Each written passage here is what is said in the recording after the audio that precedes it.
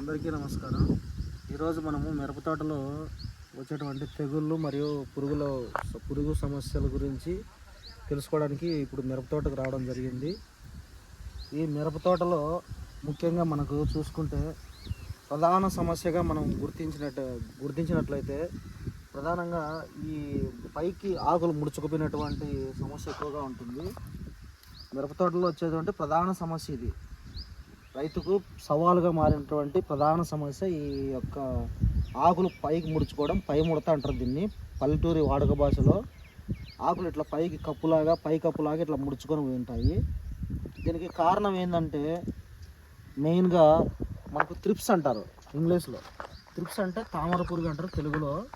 ఈ త్రిప్స్ అనేది మనకు చాలా చిన్న సైజులో ఉంటుంది అన్నమాట దోమ.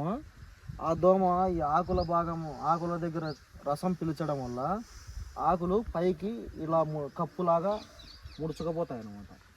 ఈ విధంగా మామూలుగా ఒక్కసారి ఈ విధంగా ముడుచుకుపోయినాయంటే ఇది ఒక వైరస్ను క్రియేట్ చేస్తుంది. ఈ త్రిప్స్ అనేది ఒక్కసారి ఈ విధంగా ముడుచుకుపోయినాయంటే ఇవి మళ్ళీ యథాస్థితికి రావడం సాధ్యం కాదు. మీరు ఏ మందులు వాడినా ఇవి ఇంకా నయం కాదనమాట.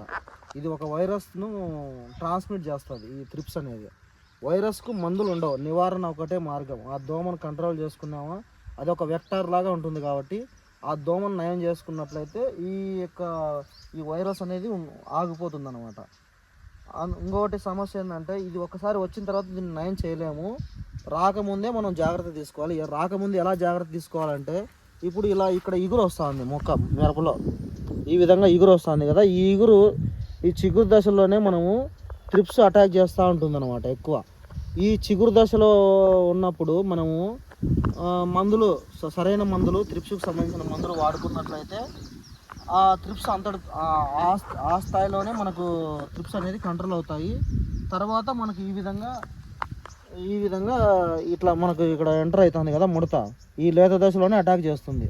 ఇక్కడేమో ఇంకా అటాక్ చేయలేదు. ఇక్కడ అటాక్ చేసిన తర్వాత ఈ చిగురుకు ఇగురు దశలో ఈ విధంగా ముడత వచ్చేస్తుంది అనమాట. ఈ ముడత ఇలాగే ఇక్కడ వచ్చింది కదా, ఇక్కడ సివియర్గా వచ్చేసింది సమస్య. ఈ విధంగా ఎక్కువ స్ప్రెడ్ అయిపోతుంది.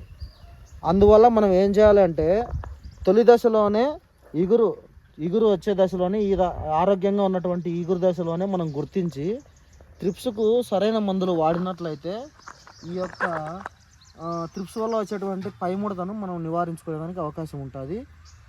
దీనికి నివారించుకోవడానికి మెయిన్ ఏంటంటే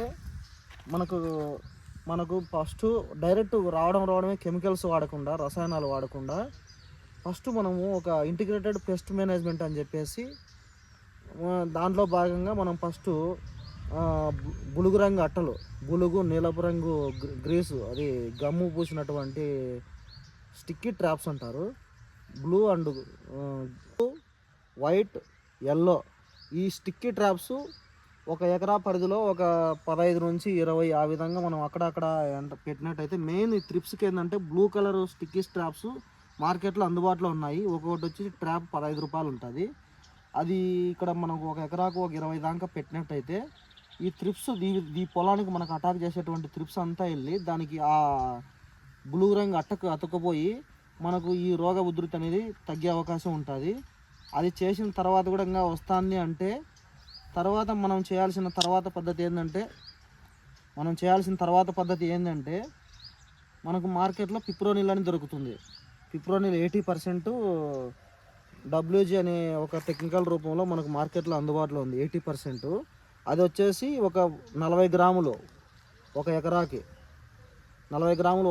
మనం వాడుకున్నట్లయితే ఈ యొక్క త్రిప్స్ ఉధృతిని మనం తొలి దశలోనే మందులు వాడుకుంటే తొలి దశలోనే నివారించుకోవచ్చు. అదేవిధంగా పిప్రోనిల్ 5% ఈసీ అనే ఒక మందు కూడా మార్కెట్లో అందుబాటులో ఉంది. అది ఫస్ట్ తొలి దశలో అది వాడుకోవాలి. దానికి తగ్గకుంటే 80% పిప్రోనిల్, 80% WG అనే గ్రాన్యుల్, అది వచ్చేసి ఎకరాకి 40 గ్రాములు వాడాలి. ఇది పిప్రోనిల్ 5% ఈసీ అనేది అయితే 1/2 లీటర్ ఎకరాకు వాడుకొని ఈ త్రిప్స్ను మనం నివారించుకునేదానికి అవకాశం ఉంటుంది. అది ఈ త్రిప్స్లో వచ్చేటువంటి ప్రధాన సమస్య. దీన్ని ఎలా గుర్తించాలో ఇక్కడ మీకు తెలియజేయడం జరిగింది. ఇది సమస్య ఈ విధంగా వచ్చిందంటే ఈ ఆకులు ముడుచుకుపోవడమే కాకుండా కాయలు కూడా వంకర్లు తిరుగుతాయి అన్నమాట. ఈ విధంగా ఇక్కడ చూడండి, కాయలు కూడా ఇప్పుడు ఆరోగ్యంగా ఉండే కాయ ఇలా ఉంటుంది, చక్కగా గ్రోత్ వస్తుంది. ఈ యొక్క ఈ త్రిప్స్ అటాక్ చేసినటువంటి ఆ కాయలు ఆకులు ఏ విధంగా వంకర్లు తిరిగి పైకప్పులాగా మారినాయో ఈ కాయలు కూడా ఈ విధంగా వంకర్లు తిరుగుతాయి.